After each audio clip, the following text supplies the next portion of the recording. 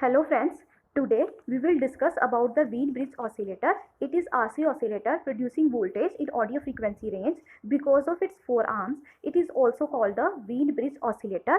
इसमें हमने दो ट्रांजिस्टर यूज किए हैं, transistor T1 and T2. R1, C1 are in series, R2 and C2 are in parallel. R1, C1, R2, C2 and R3, R4 are the four arms of the bridge. Let's talk about the working. जब हमें VCC supply देते हैं, transistor T1 जो है वो work करना शुरू कर देता है, तो बेस करंट में यहाँ पे वेरिएशन आनी शुरू हो जाती है, जिससे कि हमें 180 का फेज शिफ्ट जो है वो मिल जाता है। तो ट्रांजिस्टर जो है वो अपनी जो आउटपुट है वो ट्रांजिस्टर T2 की इनपुट में दे देता है थ्रू कैपेसिटर C6, जिससे कि यहाँ पे भी हमें 180 की फेज शिफ्ट मिल जाती है। तो टोटल जो फेज शिफ्ट आती है हमारे पास 0 डिग्री की हमें फेज शिफ्ट जो है वो यहाँ पे मिल जाती है। यहाँ पे फेज रिवर्स जो है वो 2 बार होता है, क्योंकि दोनों सिग्नल जो है वो हमें एम्पलीफाई मिलते हैं। यहाँ पे T1 जो है वो एक्ट कर रहा है एज अ ऑसिलेटर और T2 जो है वो एज अ इन्वर्टर एक्ट करेगा।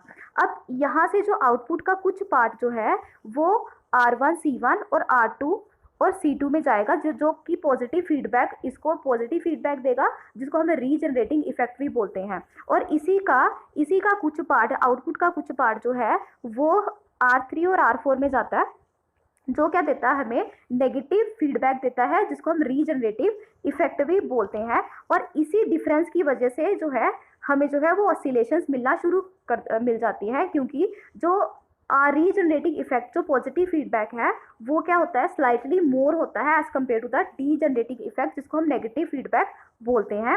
अब इसके मैथमेटिकल पोर्शन के बारे में थोड़ा सा पढ़ लेते हैं। जो V नोड है वो हमने आउटपुट वोल्टेज मानी है, और R1 और R2 जो रेजिस्टेंस है उसको हमने R मान लिया। C1 is equal to C2 को C मान लिया। जब ब्रिज बैलेंस होता है तो दोनों वोल्टेजेस को V1 और V2 मान लिया।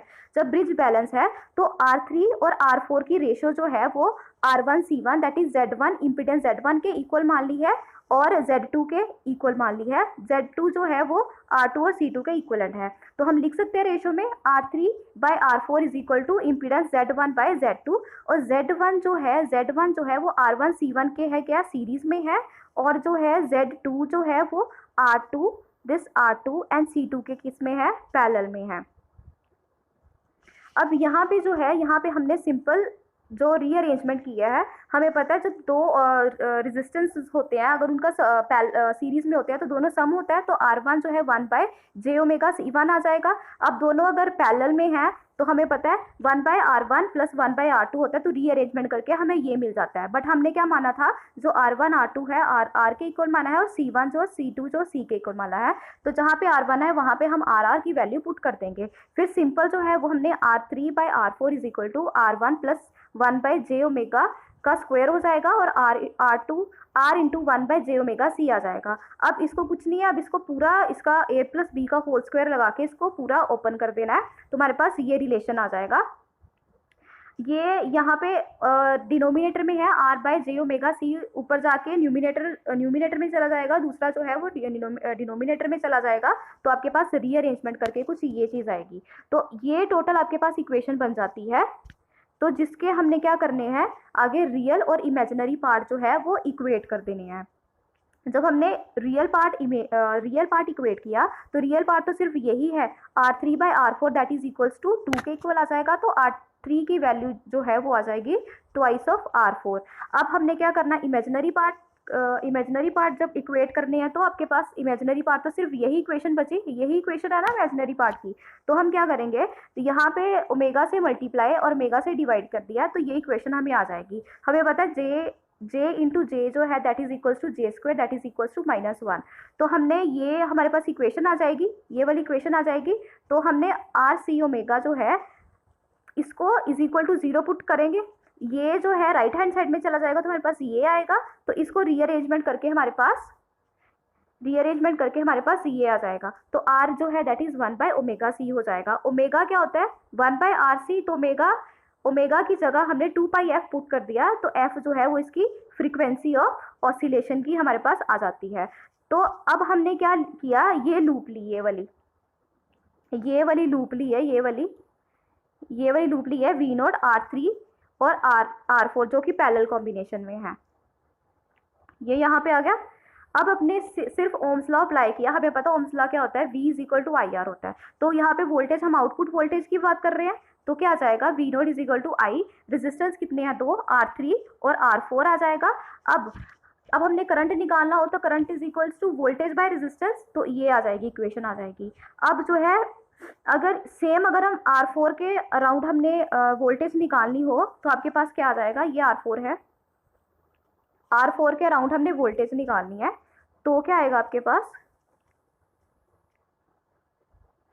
V2 is equal to I R4, तो V2 is equal to V naught R3 plus R4 जो है वो R4 V note R4 R3 plus R4 आ जाएगा। तो आपके पास ये इक्वेशन आ जाएगी।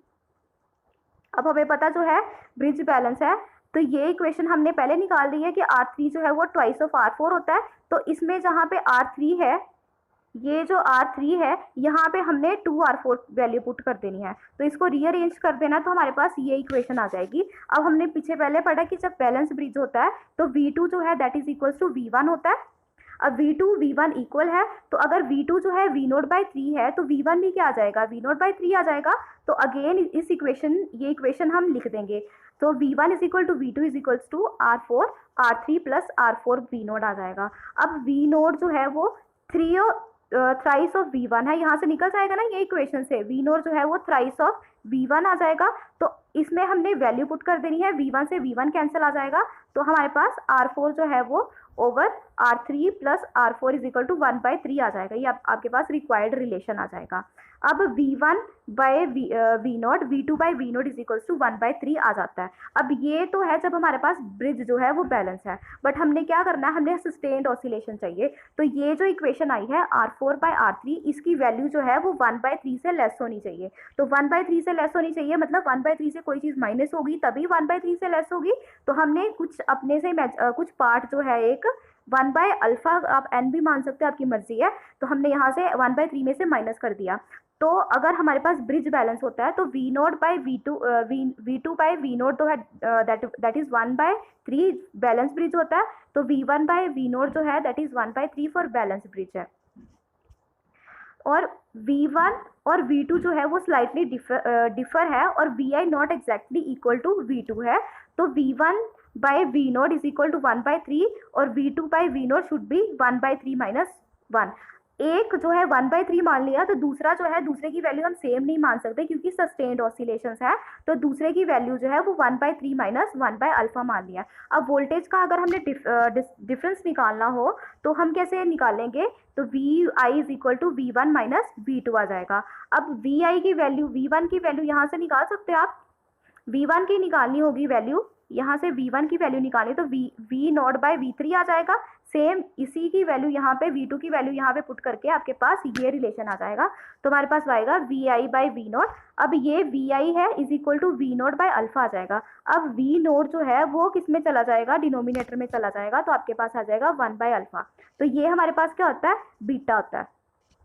ये हमारे पास होता है बीटा, जिसको हम फीडबैक फ्रैक्शन बोलते हैं, जिसकी वैल्यू है beta is equal to VI by V naught is equal to 1/अल्फा होती है। अब हमें पता है फीडबैक फ्रैक्शन क्या होती है, बारखौसेन क्राइटेरिया हमें पता है A beta is equal to 1 होता है। तो बीटा की वैल्यू क्या आ जाएगी, बीटा इज इक्वल टू 1/अल्फा हमें पता है। तो अल्फा A हमने निकालना है, तो B की वैल्यू 1/बीटा होती है, तो A क्या आ जाएगा, A is equal to beta, जिसकी वैल्यू क्या होनी चाहिए, ग्रेटर देन 3 होनी चाहिए। तो ये हमारे पास कॉन्टिन्यूस फ्रीक्वेंसी आती है ऑसिलेटर की। कैसे हम अचीव कर सकते हैं, दोनों कैपेसिटर्स की फ्रीक्वेंसी हम वेरी करके ये जो चीज़ है ऑसिलेटर की हम अचीव कर सकते हैं।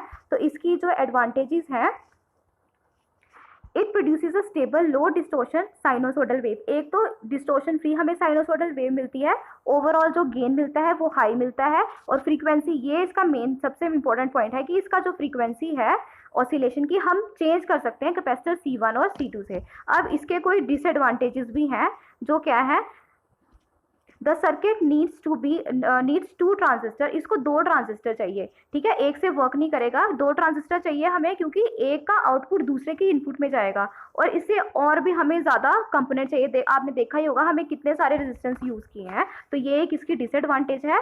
और it cannot generate very high frequency, और ये बहुत ज़्यादा हाई फ्रीक्वेंसी नहीं जनरेट करेगा। Thank you.